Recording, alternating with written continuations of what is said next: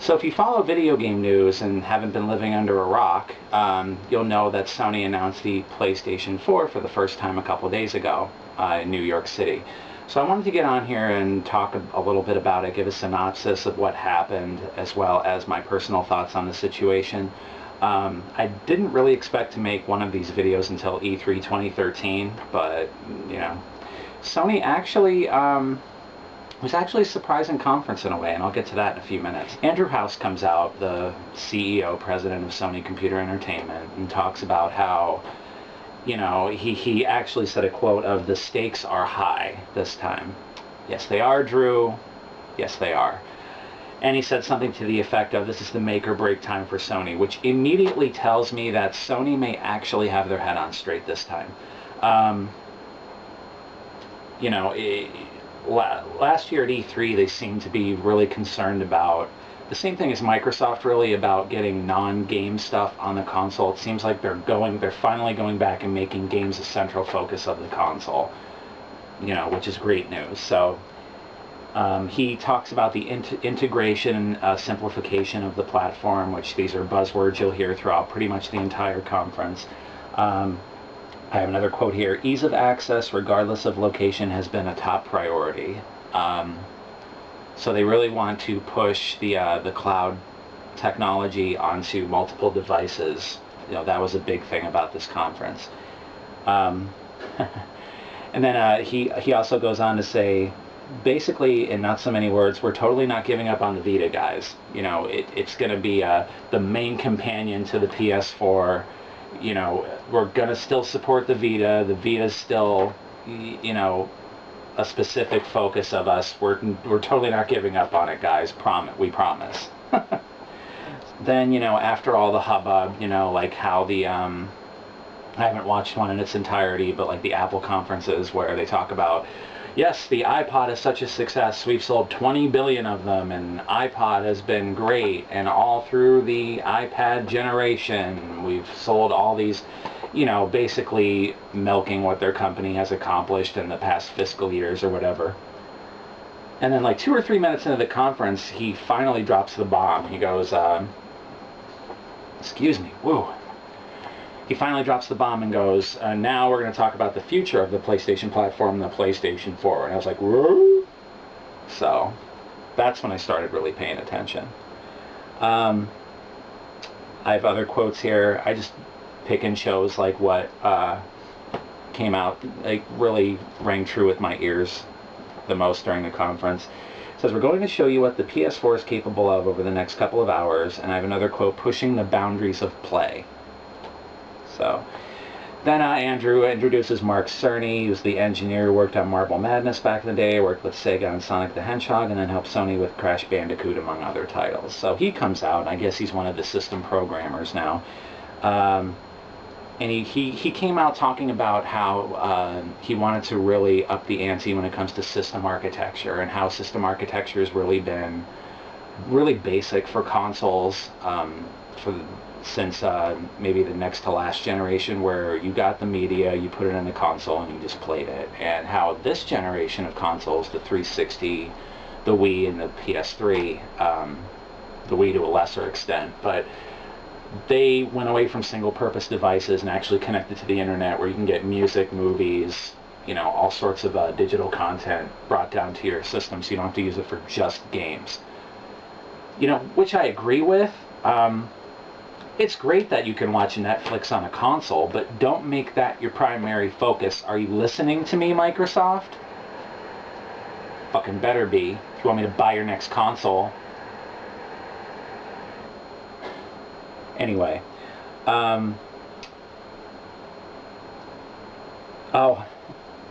There was a quote. He actually said, I'm almost positive he said this. I might have to go back and recheck it, but he said the PS3 changed how consoles went from single-purpose devices, like I said, and he actually said it's actually the top platform for Netflix, the PS3 is.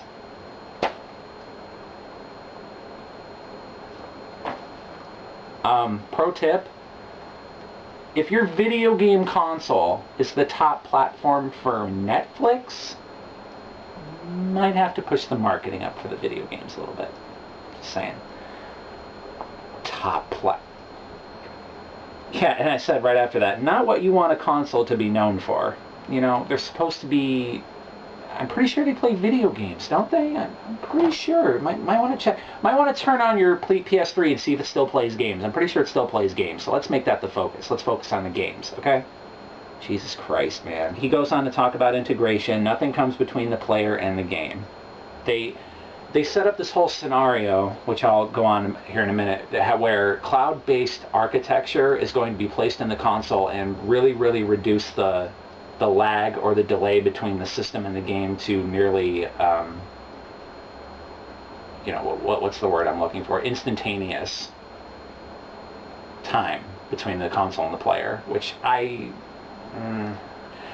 don't know how that's going to work. I'll give them the benefit of the doubt, but I'll believe it when I see it, motherfuckers. One of the questions that they asked when the system was being developed is, what do developers want? They got so much shit over the cell architecture in the PS3 because they just had to go with the alien architecture that developers really didn't understand, and developers really didn't have an idea of how to port games to on the PS3. And I loved Silent Rob's videos. If you go to Leisure Suit Gaming 2, check out his channel. He's fucking awesome. Love you, Silent Rob. He goes on, he went on these tirades, Silent Rob did, about PS3 ports and how they ran like fucking ass. And I think it's twofold. I think it's because the developers were kind of lazy. I don't know if, I don't know. I wouldn't say the developers were lazy, but I want to say the publishers kind of pushed down on the developers and really didn't give them a lot of time to polish ported games to the PS3. And I think the other half of it was that the cell architecture was hard to develop for. It really doesn't give developers an excuse to not make good PS3 ports or PS3 games, but I don't know. That might also explain why first-party PS3 games ran really, really well, like Heavy Rain, Metal Gear Solid 4, Gran Turismo, games like that. That they had a more understanding of the hardware and they were first-party PlayStation titles. So that's all changed. Now the PS4 is going to have off-the-shelf PC parts. Mark Cerny goes on to say, quote-unquote, a supercharged PC architecture, which is... That's pretty good bullshitting there, Mark. You've done pretty well on that. It's going to have an x86 processor, the standard processor developers have been developing code on for over 30 years now. It's going to have an enhanced PC GPU and only 8 gigabytes of unified memory. At first I thought, well, why not put like 12 or 16 gigs in it? I know if I built a PC right now, it'd have 16 gigs of RAM in it. That's how cheap memory is right now. But then again, I guess I applaud them for not really cheaping out and putting like 4 gigs in it of shared memory between the video card and the actual system memory. So it's better than nothing, I guess. Then they dropped the other bomb. They introduced the DualShock 4. My very first thought when I saw this is, man, that thing looks fucking weird. It's, if you took a DualShock 3, you spaced the analog sticks closer out, you made the analog sticks concave instead of convex, I think it's called, where they don't have a smooth top, they actually have grooved tops, like the Xbox 360 controller has.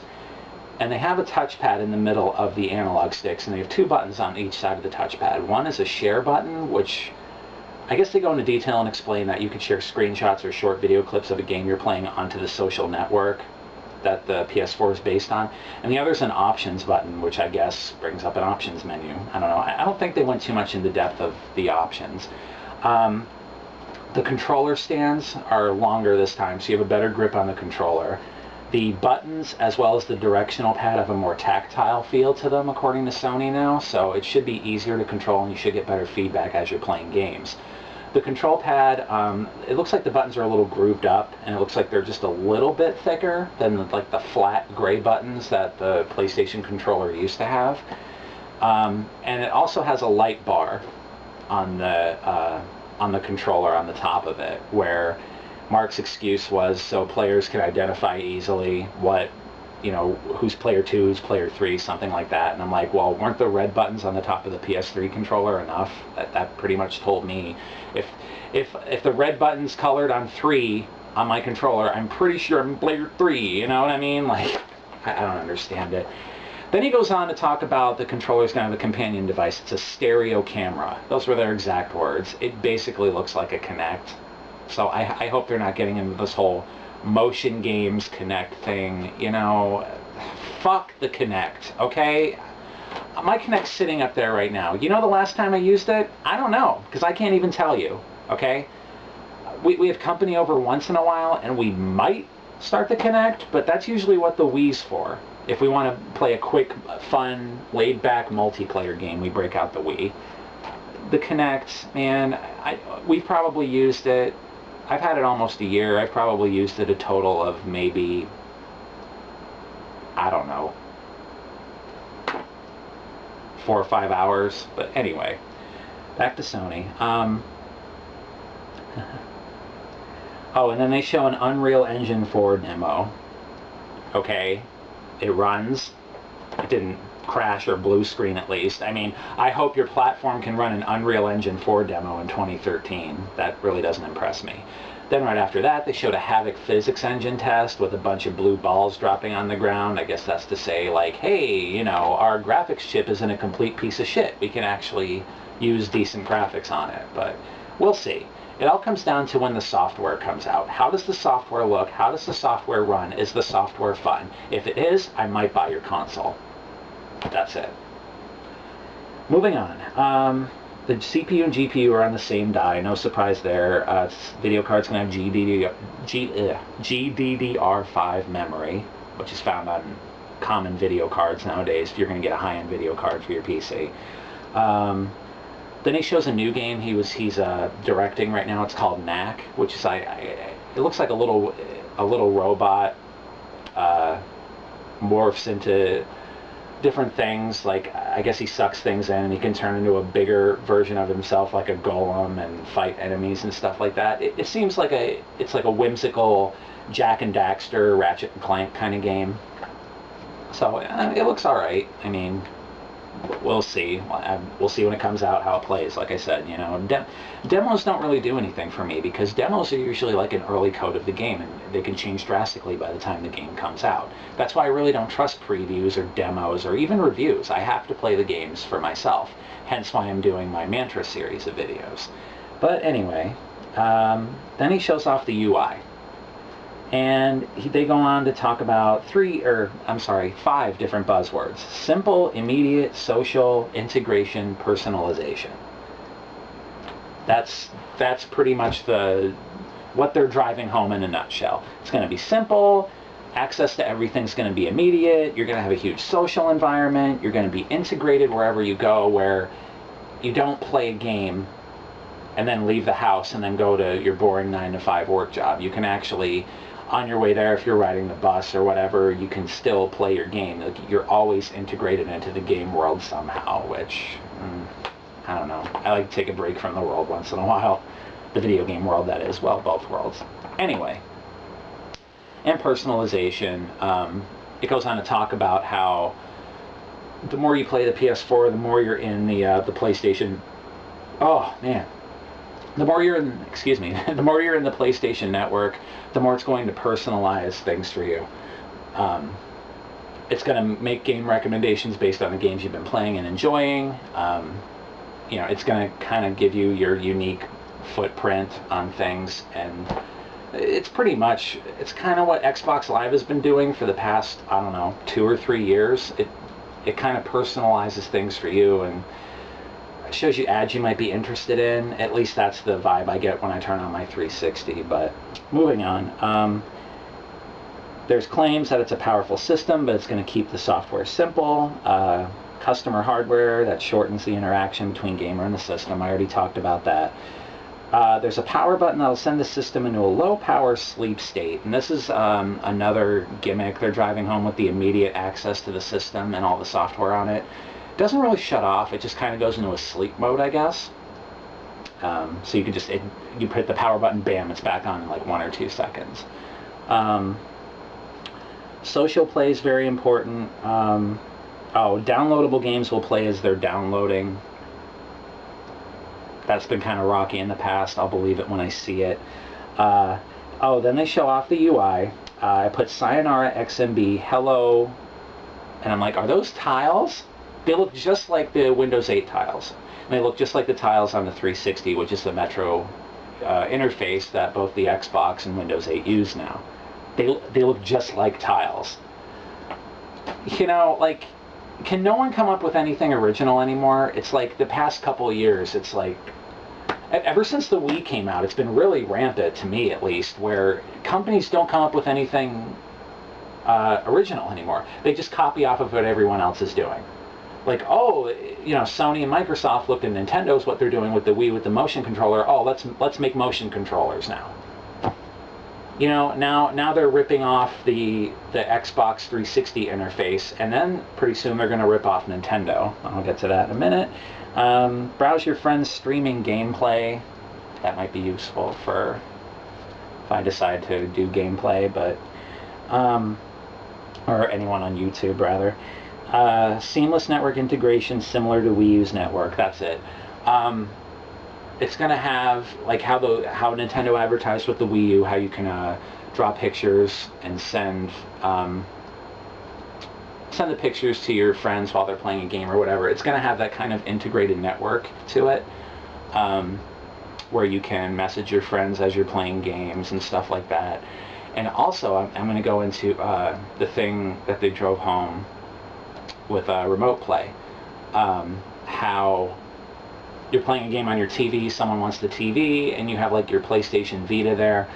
You can transfer the game from the TV and to your portable screen and go play it somewhere else. Sound familiar? Wii U does the same thing. They go to a little reel where they talk to developers and what developers had to say about the system. And I put, they must be really apologizing for Cell.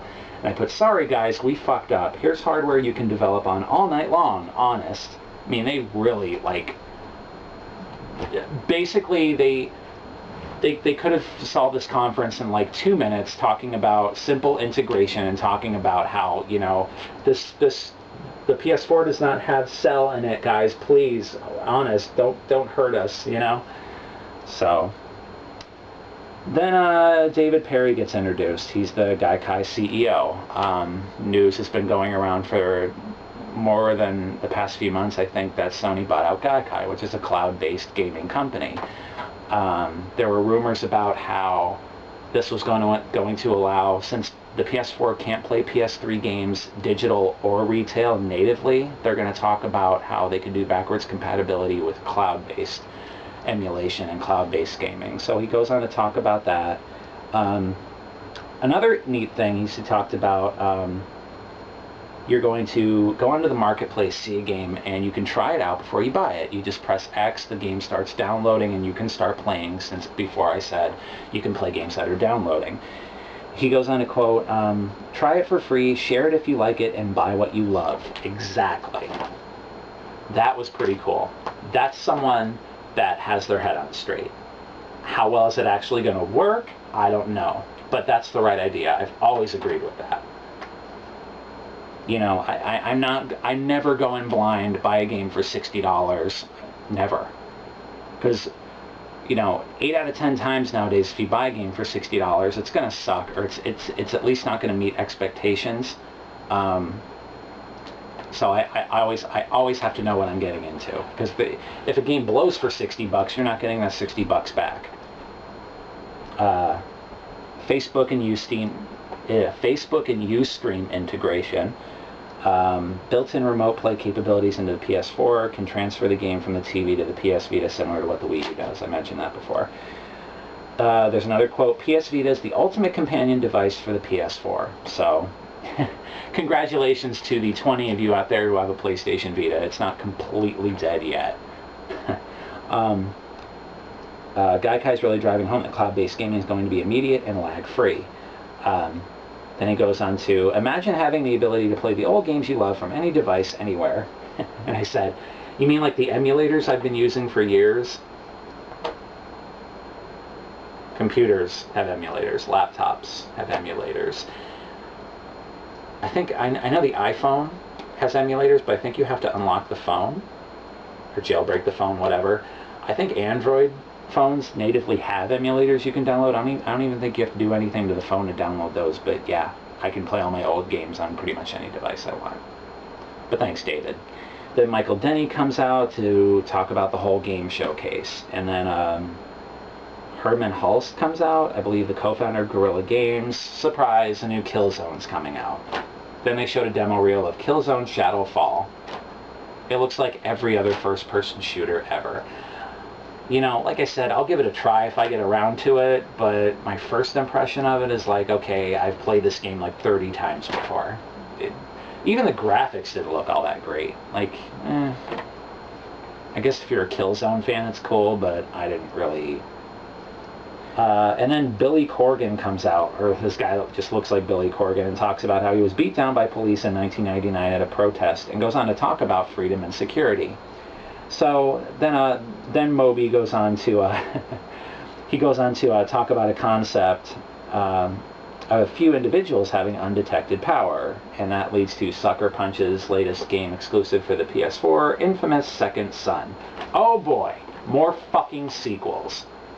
Didn't we go over this last year? I want new stuff.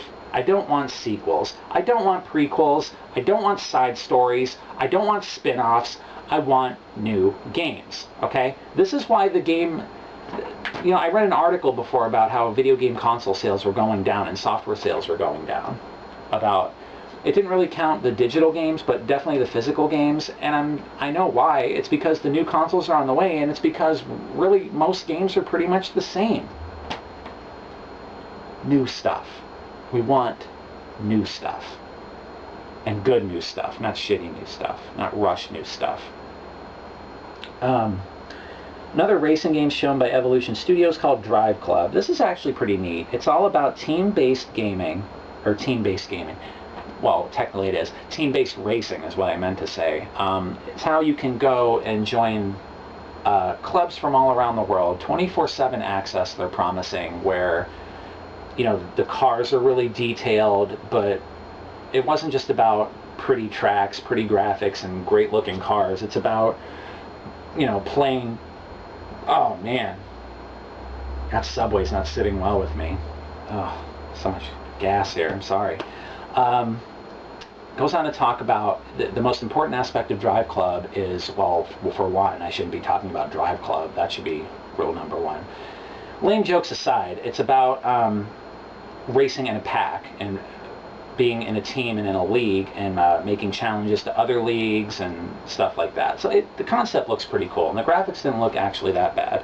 That'd be something I'd actually be kind of sort of interested in trying out. And then David Cage of Quantic Dream comes out, and he talks about the evolution of emotion in gaming and how character polygon counts have gone up in the past 14 years, obviously. Then he goes on to show a little more... He goes to show on a little live demo of facial animations that supposedly show more animation, or not just animation, but emotion as well, especially in the eyes, how that's hard to do with designing, you know what I'm trying to say, designing graphically and emotionally and stuff like that. So then Alex Evans of Media Molecule comes out, and if you don't know who they are, they're the Little Big Planet guys. Yeah, I had to look it up. Talks about creativity on the PS4, introduces the concept of letting gamers record their dreams. And he went in a different direction. He wanted to go in a different direction with 3D art. He finally remembered that, well, he finally realized that his team didn't have to go around and do textures in the traditional way. They started working more with the Move controller. They said their new alternative solution to doing 3D graphics was right under their nose the whole time, and it's the 3D Move controller. So they started doing sculptures with the 3D Move controller, I guess, and they did a little live demo where they were playing a concert with these 4 characters, and the only way to control them is they just really moved around with the Move controller. It was alright, I guess. I mean, if I wanted to play instruments, I'd actually pick up an instrument. I wouldn't run around the living room like a jackass with a Move controller. But that's just me. It looks alright. I mean, it looks kind of interesting. Once again, we'll see it when the final product is here. Andrew House comes back out to tease all the companies they are in talks with to release new software this year and through the life of the PS4. Yoshinori Ono comes out from Capcom. Talks about the Panta-Ray engine that they're making new games with, and they showed a reel of a medieval game that's shown called Codename Deep Down. It looks like it uses the Resident Evil 6 camera, and it looks like it's a medieval type game, so kudos on the originality, I guess. Like, just, you know, stop everything you're doing, Capcom, and just give us more Mega Man games. At least those are fun. I mean, if it's not Resident Evil, it's a game like Resident Evil. Just like Square Enix, who came out next. If it's not Final Fantasy, they make a game like Final Fantasy. Like, try something new, man. So, oh, and the Deep Down reel from Capcom ends with a message from Blanca from Street Fighter saying, like, giving Yoshi an SOS message. Or Yoshinori, not the Yoshi from Nintendo. The guy from Capcom, Blanca's messaging him an SOS, like, give me help and I'll share the spoils with you that I found, or something like that, which is hinting at some lame Street Fighter spin-off game, I'm sure. Then Yoshihisa Hazamoto, I think I said that right, from Square Enix comes out and talks about a game that they're using the Luminous Studio with. They show a game reel about how this cult is being attacked by these Middle Eastern terrorist guys with guns, and the leader of the cult of sorcerers or whatever has a crystal, and then the one girl, when he gets shot, escapes with the crystal, and then she gets attacked by a mutated dog, and she talks to the crystal, and then this big dragon comes out of nowhere and rescues her, and she flies off on the dragon. That's pretty much it. It doesn't look like a Final Fantasy game, but it very well could be a Final Fantasy game. And then Yoshihisha's cousin, I guess, comes out. It's the Final Fantasy brand director. It's Shinji Hashimoto. I'm not good with these Japanese names. And yeah, he's the Final Fantasy brand director. And I wish I was fucking there to heckle him and go, thanks for ruining the series, asshole. And he talks about how there will be a Final Fantasy announcement at E3. The end. But yeah, that reel could be a Final Fantasy game, but, you know, all they have left with Final Fantasy is the name anymore. The series fucking sucks. I'll even give Final Fantasy VIII the benefit of the doubt, because Final Fantasy X, I think, is that's when the series hit rock bottom. Oh man. If you haven't played Final Fantasy X, don't. Go over to SpoonyExperiment.com and watch Spoonie's Let's Play through Final Fantasy X, his review of it. It's just... It physically hurts to just even think about it. Not Spoonie's review. Spoonie's awesome. About just how the game is. Like, I've never played Final Fantasy X, now I'm glad I didn't, because that game looks wretched.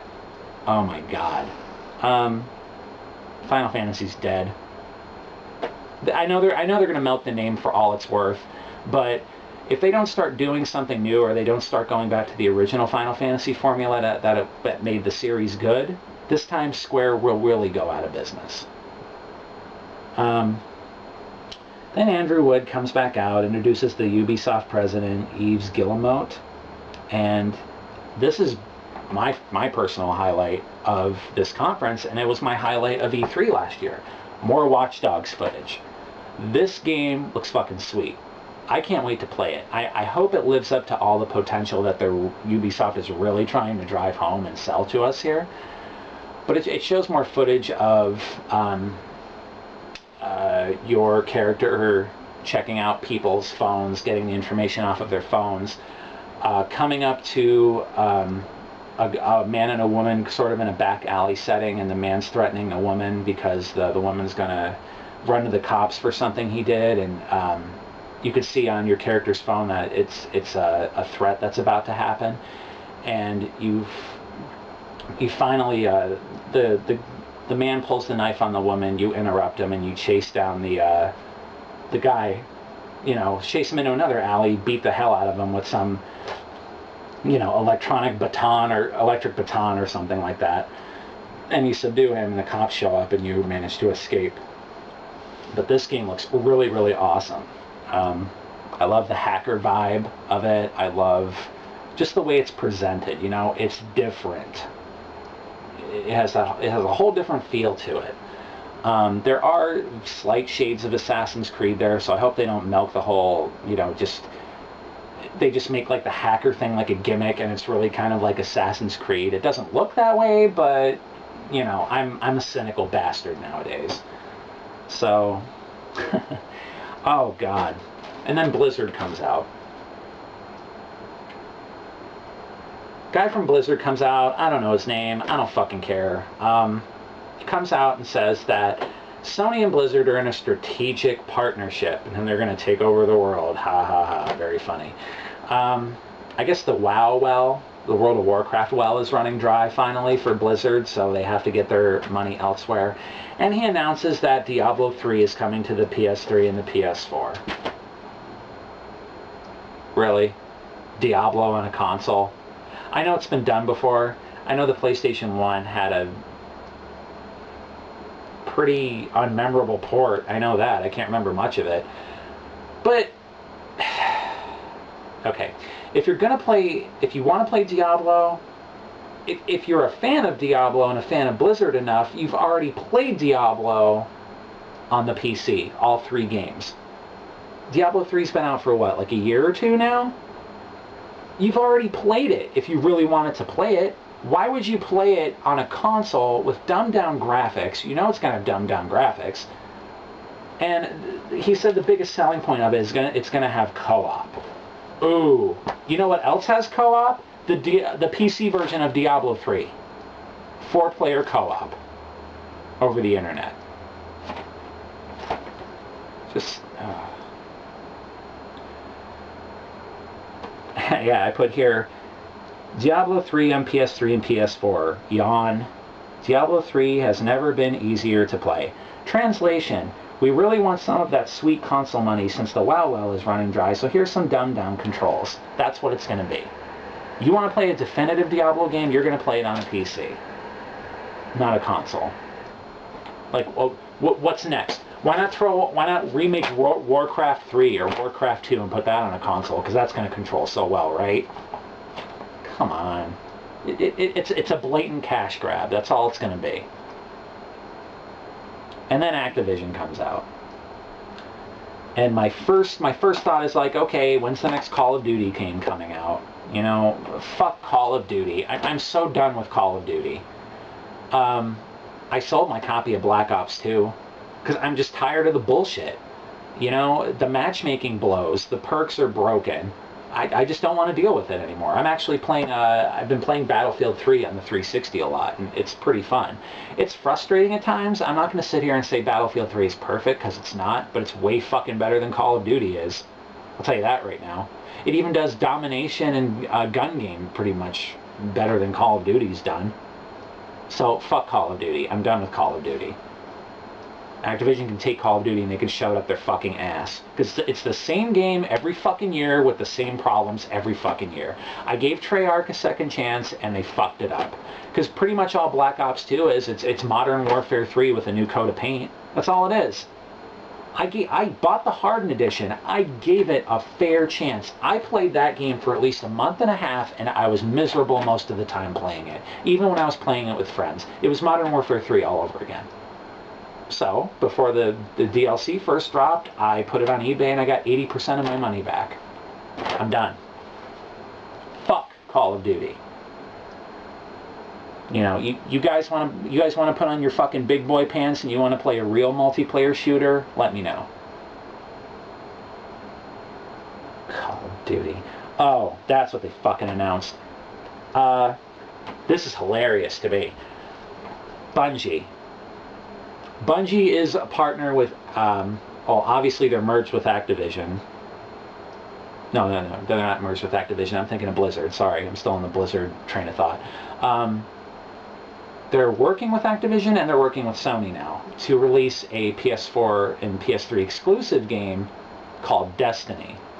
And the reason I find this hilarious is that Bungie really wanted to get away from Microsoft because they were sick and tired of making Halo games, like Halo game after Halo game, because that was one of Microsoft's licenses to print money, basically, for the Xbox. So they finally broke free. They're an independent studio again. So what do? They jump right into bed with Sony make exclusive games for Sony, and they make a shooter that, I kid you fucking not, looks almost exactly like Halo. It's a sci-fi shooter, and it's going to be an MMO FPS. Massively multiplayer online first-person shooter for the less geeky ones out there. Yeah, it looks just like Halo. Maybe not just like Halo, maybe not exactly like Halo, but it's pretty much Halo. They basically came out and say, well, it's not Halo, but it's Halo. I don't know. I don't know how well it's going to work. Has there been any successful MMO FPSs out there? I know Sony had PlanetSide before. I heard that was fun for a little while. I don't even know if anyone still plays it, though. I don't even know if there's servers up for it. That's the only one I can think of. I mean, other than, like, you know, stuff like Quake and stuff like that back in the day, like Counter-Strike, I wouldn't consider those MMO games, though. They're just online shooters to me. Like, they weren't actually massively multiplayer online shooters. So we'll see. Like, again, I have to see when it comes out. I have to see what it does. I have to see what it's capable of the final product, and then we'll see. And, yeah, Bungie said they couldn't wait to go independent and reach a bigger audience, so they went from Xbox to Sony and will make exclusive content for the PlayStation 4. You're doing it wrong, guys. That's what I put. They were so happy to be independent, but then they go right into bed with the other console manufacturer, and they even went as far to say there's going to be exclusive content just on the PS4 from Bungie. That's not how you be an independent studio, guys. And then Andrew House comes back out, excuse me, and ties up the conference. And as he's walking away, you see a PS4 sign with a coming holiday 2013 sign, to the surprise of no one. Any gamer worth their salt knew that Sony was going to release a new console this year. They knew it. Just like Microsoft is working on a new console themselves. But unless they make a surprise conference like Sony did, I'm almost positive they're going to wait till E3. But all in all, actually, this was a pretty decent conference. I mean, Sony looks like they have a battle plan. They look like they're ready to tackle, you know, whatever's going on. So, as an Xbox fan, I'm scared to death. I really am. Please, Microsoft, please don't fuck up your console. Please don't fuck up your announcement of the console.